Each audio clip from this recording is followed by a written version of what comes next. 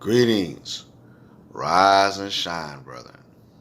I am your host, not that voice in the wilderness, but a voice in the wilderness, here to deliver a message of love, truth, peace, freedom, and justice to all those who are of one mind, one heart, and one spirit.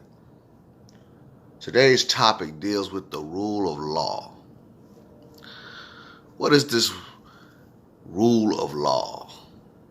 You get many definitions about the rule of law, but I think to put it in a more simplistic form, give it to you in a more simplistic form, it is a principle under which all persons as well as entities are accountable to laws equally in force. Therefore, what the rule of law does, in my opinion, is ensures that all men are created equal and that they are endowed by our Creator Yah with unalienable rights, among which are life, liberty, and the pursuit of happiness here on the call of Noah.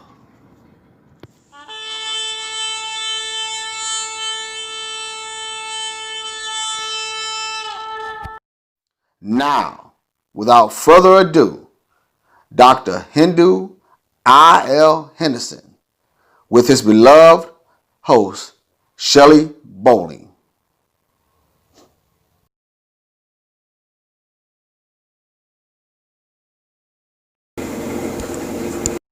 Family YHWH has brought to us the rule of law. We have lived in a lawless land across this planet for years now. He did not come to destroy the law, but that through him it would be fulfilled. It is the rule of law that brings us our equality, that brings us true transparency, and is our foundation for true justice and judgment for all of mankind. We're now watching the nations as they are joining together, building up and restoring the rule of law in their own lands. Of course, we know that the rule of law comes through the ecclesiastical, common, and international law. And in the process of this, the nations are also reviewing and updating their constitutions to comply with the rule of law. Protests have been going on around the world now for the last few years,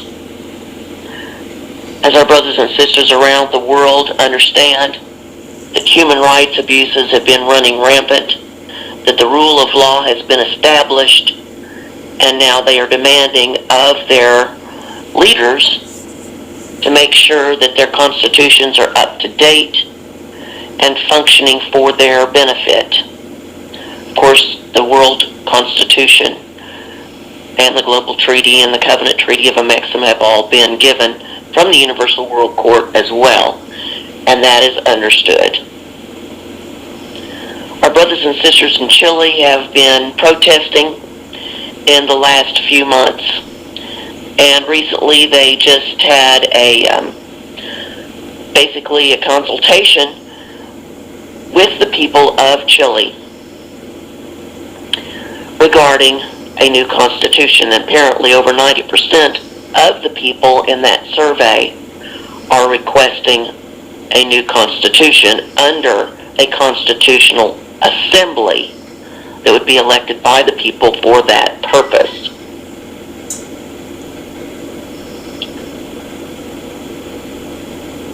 So they have been standing against President Pinera, who has been trying to resist the changes in the Pinochet era constitution. However, the Seventh Court of Guarantees now is saying that they will be filing a complaint on behalf of the people against President Pinera during the security forces overreach during the protests. So we are seeing that the Constitution is coming into play in that area as well, the people demanding their rights under a true and lawful Constitution according to the rule of law. Also, Queen Elizabeth, if you still want to call her that, recently came out and gave her austerity speech, wearing her crown and sitting on the throne. The brothers and sisters in Britain understand the fact that, number one, the theft that she sits upon, and are complaining that they have so many people that are homeless in England at this point in time, that there are over 280,000 people, and that figure has come up several tens of thousands in the last couple of years. In those figures, they said it's not even talking about people that have been staying in friends' homes because they're homeless or living in lean-tos or tents. So the people of Britain are now demanding that the people be taken care of, and that the so-called Queen is still flaunting her jewels and everything else and not taking care of people. So our brothers and sisters now are demanding across this planet that equality be given to all mankind, that true justice be brought to bear. Of course, it has already been implemented, and now the nations are going through their compliance. So we see a lot of things changing now, family, as the world is moving towards the true and full implementation of the rule of law for the benefit of all mankind. Based on the fact we're talking about treating others the way we want to be treated. But we understand that that is one of the first laws of, if we might call it, the ecclesiastical law. And Shelley, we want everybody to understand on the line tonight that is a new, what we call justice system that is being put in place and set up as we speak. Yeah. And one of them is called the ecclesiastical law. The ecclesiastical law. The ecclesiastical law already has a lawgiver. The lawgiver of the ecclesiastical law, and I know people are thinking with me in the spirit right now, that lawgiver was Yeshua HaMashiach, or Yah himself. He was the lawgiver. He gave this law to a man that we call Moses, if we might want to believe in Moses. And if not, we must understand that he's an allegory of Moses, is giving us a definition of what the lawgiver gave to mankind as law. And he handed those laws down. One of those laws came by way of what we call the first law of God. And it was to love thy God with all thy heart and have no other God before him. And this is something that we must initially, each one of us, bring ourselves to understanding. And when I say initially, I want us to start, because some of us are doing that for the first time. Some of us have never knew who God really was. We have never actually saw him, none of us, for we're concerned in the natural. And even if we had saw him, we would not have known him because we didn't know what to look for, because of all these other definitions that we have out there. And we got one great definition, if I might say. We even got a portrait of him that came by way of Michelangelo. And we know this to be untrue truths based upon what we have learned and gathered, in particular, during these last days and time for a new beginning. I did express that for a reason. Last days and time for a new beginning. But we are all now in the last days and time, but we're preparing ourselves now for a new beginning. That second law, the ecclesiastical law, It's known as the love thy neighbor as thyself. And it goes on to express some things in that particular law about not covering your neighbor's house, not covering his animals or his family or anything that is of your neighbor's in particular in his possession. You're not to cover it. In other words, try to steal it or take it, or to defraud him or to cheat him just to get it. All these things are part of the second law, if we might call it the ecclesiastical law. The reason I'm giving these laws to the people now, and I know some people out there, like my centurion, a century, or my people that perhaps may be of another belief based upon the spiritual life that we do live in. And we all understand that there's only one true spirit. And one sometimes feels that spirit in different emotions. Not only in different emotions, but at the same time, some of us experience him in different languages. We experience him in different cultures. And because of that, we must understand and understand that he is still God, regardless of what language you use or what book you're reading it from. It is still something that is known as the true spirit. Whether you call it the Holy Spirit or the true spirit or the spirit that moves you or the spirit of fire or the spirit of water or the spirit of wind, we understand that he is the spirit of all elements. And so we have to understand and understand what's taking place with this Godhead that we're dealing with. Again, I said we're bringing you the ecclesiastical laws, which will be one and part of a series of laws. So this is part of the law system. Now, having the ecclesiastical law in place now, and I say to you, it is in place. There is another law that has also been instituted and in place. And that law just so happens to be the international law. The international law. The international law is a law that reaches across the boundaries of all the universe. It is the law that China will be going by. It's the law that Russia will be going by. It's the law that Vatican City don't get a choice. They must go by. In other words, it will be the law known as the international law. It will be the law that has been given to man internationally. How should we deal with each other? How do we treat one another? And we all are saying the international law must line up with the ecclesiastical law.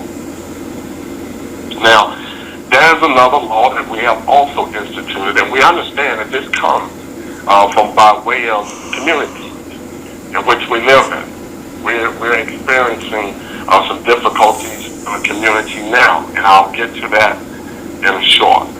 But this third law that we have instituted is known as the common law. And this common law happens to be a law that is common to all of us. It's a common law such as, understanding the weather.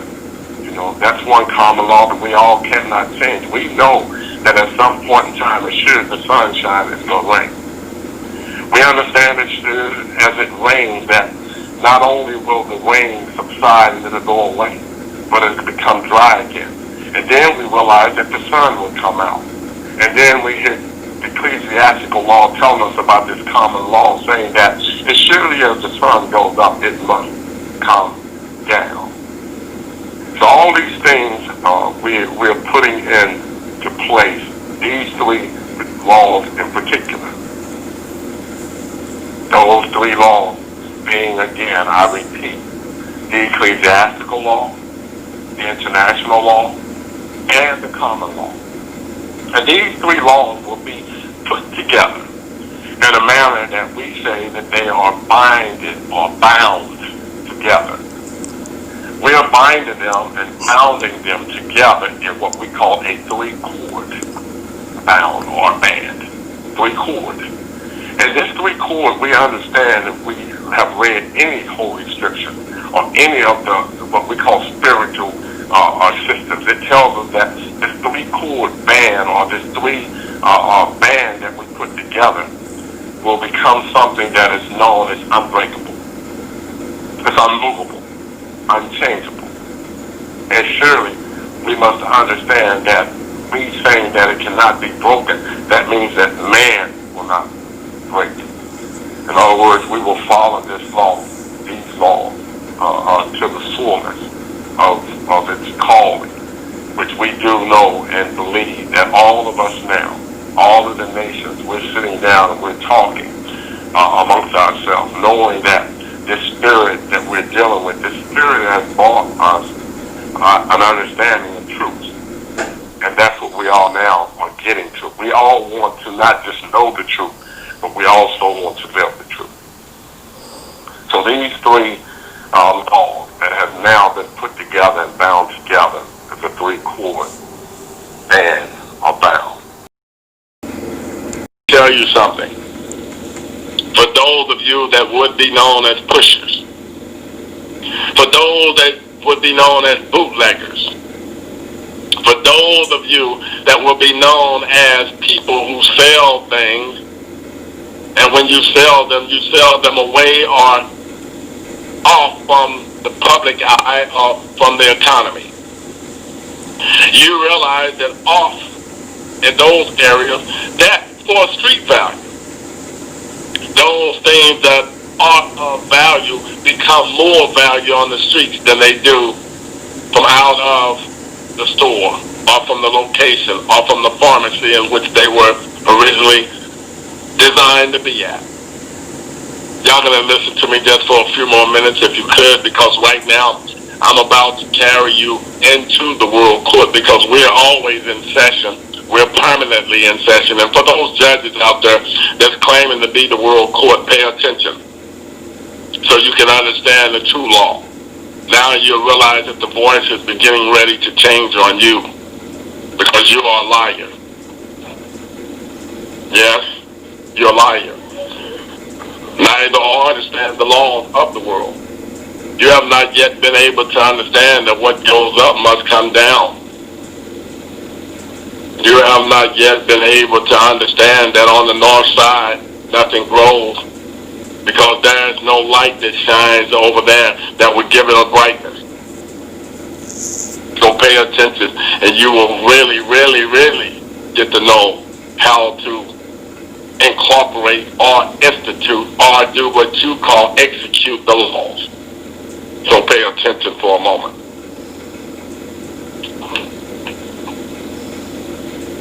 These things in which were brought to the world court in 2000, at that time, I don't even think I know. Notice what I just said. I don't think, but I know. Not even Dr. Henderson himself understood what was about to take place. He never knew exactly how large this was going to be. Even perhaps himself, maybe he was under the impression that he would just only get his 200,000 acres, and he would be able to, at that time, receive his $875 billion back and go somewhere and relax. Not to be so, because he is under a greater call than he himself could have ever imagined. And you better believe that when this voice calls and when this voice speaks, he will humble himself and listen. Now, in the United States, you have been told that under the U.S. Constitution alone, Congress has the right to punish offenders against the law of nations. Notice what I just said. For you so-called U.S. Supreme Court judges that still wants to be in opposition to the truth. Under the U.S. Constitution, Congress has the right to punish those offenders or those offenders against the law of nations, along with the Constitution itself. I'm calling to you, congressmen, to do your job, or you will be next. Now you have the right to punish your so-called Congress based upon offenses against the law of the nations, not just some United States, not just some small town in Mississippi, but you have the right, and you must punish the offenders of the law of the nation. It tells you that also, along with the Constitution itself, treaties shall be the supreme law of the land. It's been that way for you. And in 1899, the United States participated in a conference at the HILH in the Netherlands.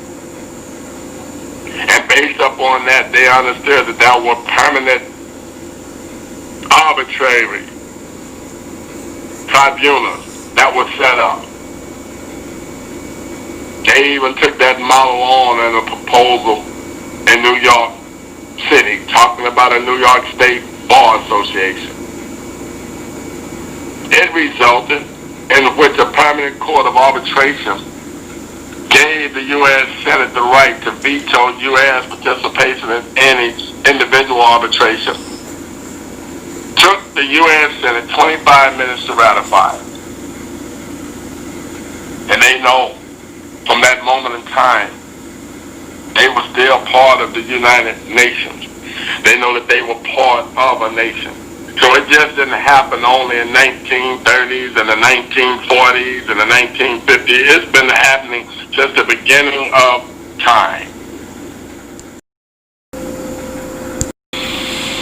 And here we have the states taking full control by way of small would-be leaderships, in which is deemed to be smaller in command and smaller in authority, are taking total control to bring forth that which is destruction upon the people, but at the same time trying to find a higher up authority to blame. But we do know that one that still sits in the seat of at least the security for the people, known as one of the Supreme Court judges, Justice Thomas. Yeah, and everyone would remember Justice Thomas only for the bad things in which they have accused him of, but no one recognizes him when it comes down to exactly what he does to protect the people from the seat in which he so resides in. Justice Thomas was taking aim. He was taking aim at the state standing. He was questioning them on what gives the state so much of authority, whereby they can do all the things that they're doing now, but at the same time, when one finds himself in trouble, having to go before the court, having to deal with the rule of law, it seems that the state always sides with the would-be so-called ruffians or the troublemakers. They always seem to side with those in the would-be state that are only trying to make money off the people rather than to find some way to at least rehabilitate the people. One must ask, due to his brief exchange during a recent oral argument, the justice himself suggested that the court should reconsider giving states special solitude. Why? Because as they have this solitude, they do nothing more than threaten the people. They do nothing more than threaten the rule of law. For no one in the would-be so-called would-be court of the states ever do a true assessment of what's being accused when one is being accused. No one never does the true would-be assessment. No one never reads the true briefs in which they are receiving, and which they themselves even will write and make suggestions upon, but they never have read the would-be initial complaints. And even though the people send them their complaints along with their concerns, those state courthouses never take a look at the people's would-be concern. They always look at the so-called state concern, and then they find themselves trying to destroy the people on the words of the state rather than on the words of the people. And I know I can hear someone thinking now very ignorantly, where you think that the so-called state is the people. If that be the case, then why did you not allow yourself, and you did not allow yourself, to be part of a would-be voting system? Whereby now you're still whining and crying about some Republican president being in the White House, yet still you would have followed some state that was a Democratic state into a point where you would have been a sore loser, if not just a loser, period, because you didn't win the presidency. You don't have the majority of the Senate, even though now you're trying to fight and somehow cheat, using trickery and using nothing more than manipulation and lies to try to overthrow one area to somehow provide another area that's much more damaging and dangerous to the people. A pandemic, it says, does not suspend the rule of law. Oh, but you can assure yourself that many of the states now have been trying to do just that. They've been trying to suspend the rule of law just that they might be able to tackle or attack people in a manner in which they know for a fact the rule of law does not allow. Right now, they're even questioning how the Constitution protects free range on parents. One must find the story for themselves to see exactly what it's talking about. How the Constitution protects free range for parents. The parents' right and the 14th Amendment.